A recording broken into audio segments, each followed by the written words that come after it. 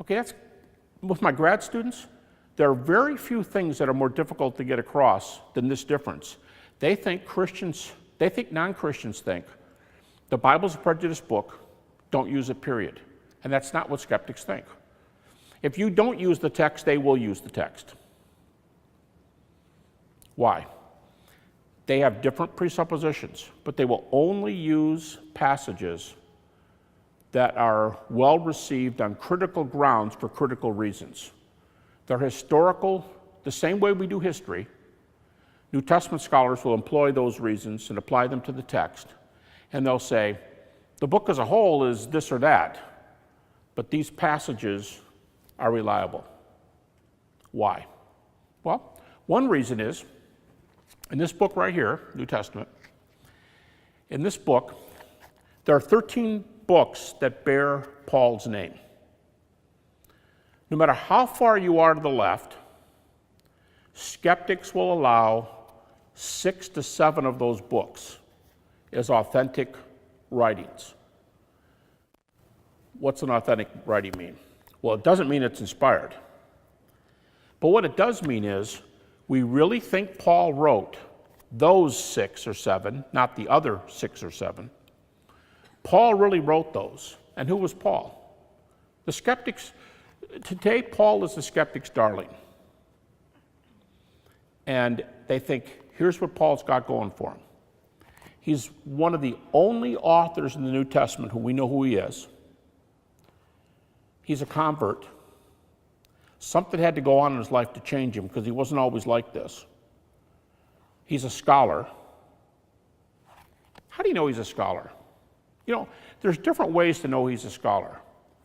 You can say, well, he studied under Gamaliel and he went to sort of grad school and under Gamaliel, the #1 teacher, and he was the one chosen to root out Christianity. So he had to be an up-and-coming young scholar, sort of a scholar athlete, right? I mean, somebody who really knows the stuff but can go out and do it.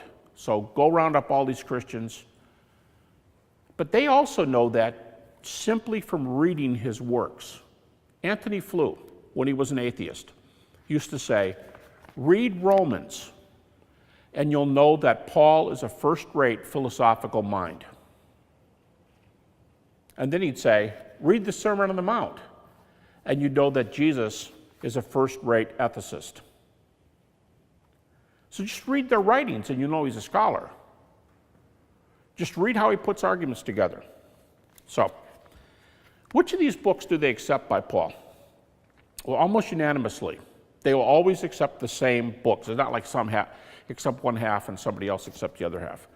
They will always accept Romans, 1st and 2nd Corinthians, Galatians, Philippians, 1 Thessalonians, and of course Philemon, but that's a one-chapter, non-theological book, not terribly helpful. But the other ones, Romans, 1st and 2nd Corinthians, Galatians, Philippians, 1 Thessalonians. Bart Ehrman, probably the best-known skeptic in America, he calls himself an agnostic leaning toward atheism, and the foremost skeptical New Testament scholar in this country, says these are the authentic Pauline epistles. No one's going to give you problems if you use this material. Now, does that mean everything Paul wrote was true? No. Does that mean Paul was inspired? No. What does it mean? It means he was in the right place at the right time. We know who he was. He's a scholar. He was changed by this message, so there's some dynamics there that are worthwhile. He's just somebody who knew what was going on at that time, and very importantly, as you'll see in this lecture, he knew the other people who knew what was going on. He knew the other eyewitnesses. So that's what authoritative means. Not always right, but scholarly and in a position to be right.